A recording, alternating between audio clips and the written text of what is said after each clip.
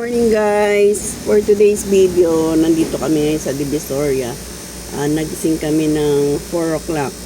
Ngayon nandito na kami. Sakto dumating kami rito, 5:38. So ngayon, 2026, ngayon lang kami ulit mag-Divisoria, January 11. Dapat kahapon pa, kaya lang Sabado. Tsaka piyesta ng Nazareno, baka mahirapan tayo. Ngayon, naghihintay na lang kami ng magbubukas yung mga iba naming binibilhan dito. Sarado pa kasi yung iba. So, pag gantong oras talaga, inaagahan namin para sa parking. So, dahil January na, hindi na ganun ka dami ang nagpa-park sa gantong oras. Dati, 5:30. Pag na-late ka lang ng mga ilang minuto, wala ka nang mapaparkingan. Ngayon, maluwag-luwag pa. Siguro kahit 6 o'clock pa. Yan lang, inagahan na rin namin para makasigurado. Ang mga bibilin ko is, since marami nang kulang mula nung December, kasi halos ang mga binibili ko yung mga pang Christmas. Yung school supplies medyo natenga. Kaya maraming school supplies ako in order ngayon. Tinext ko lang yun sa RJ, school supplies. Yung kay Marvin, kasi siya yung naglilista. So, pipick upin na lang namin. Siguro nasa 35K pataas yun. Hindi pa kasama yung sa anak ko. May nilista rin ako para sa anak ko. Tapos, ang bibili natin ay mga school supplies, konting laruan lang kasi marami pa tayong natirang laruan, mga toy pads, candies, mga paper bag, nahubos yung ating paper bag, tapos mga accessories, mga face mask, ID lace, ID case, marami pang iba. Papakita ko na lang sa inyo kung ano na yung mga binili natin.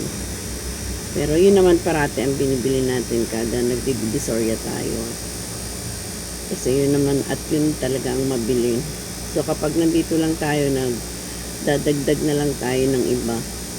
Kung ano yung makita natin ng mga bagong design, bagong uso, yan, bibili natin.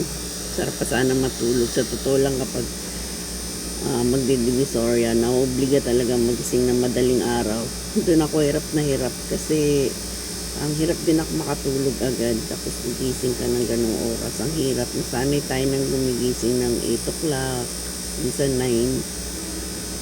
Kasi si Alex naman nauuna nagbubukas ng tindahan. Nakakapagbukas na siya minsan 7, 8. Pero dati pa, medyo bata-bata pa siya.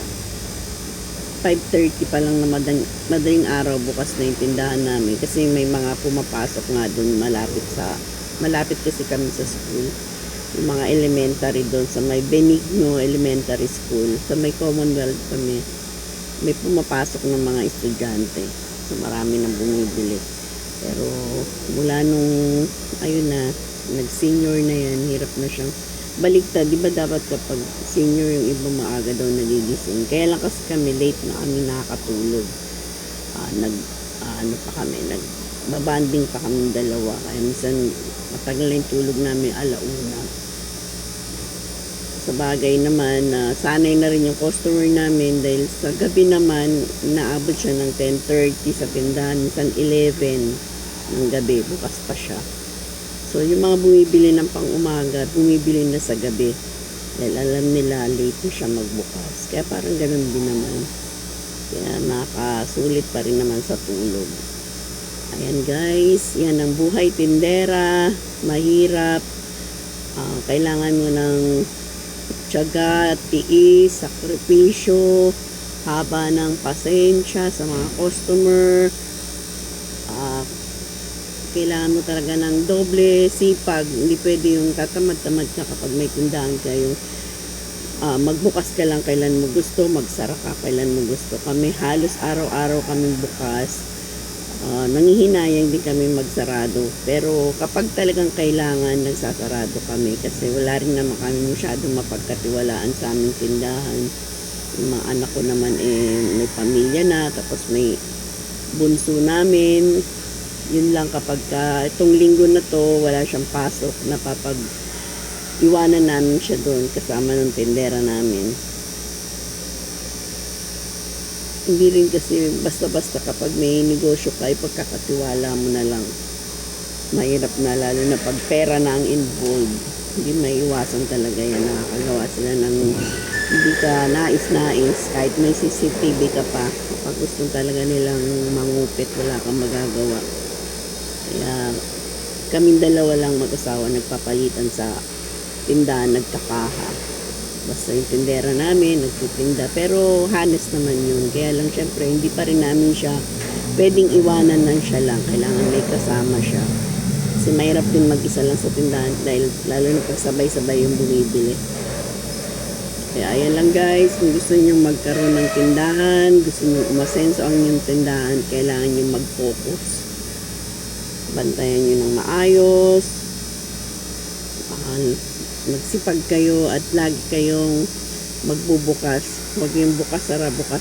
Kailangan laging nakabukas para mawili yung mga customer na balik-balikan kayo. Bye guys, and thanks for watching. At mag-comment lang kayo dyan para kayo ay aking mabalikan. Lahat po yan binabalikan ko, buong panood at walang skip ng ad. Sana kayo ganun din.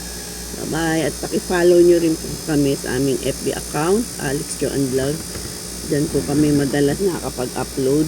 Minsan napapabayaan ko na yung YouTube dahil sa kaka-Facebook. Bye-bye guys!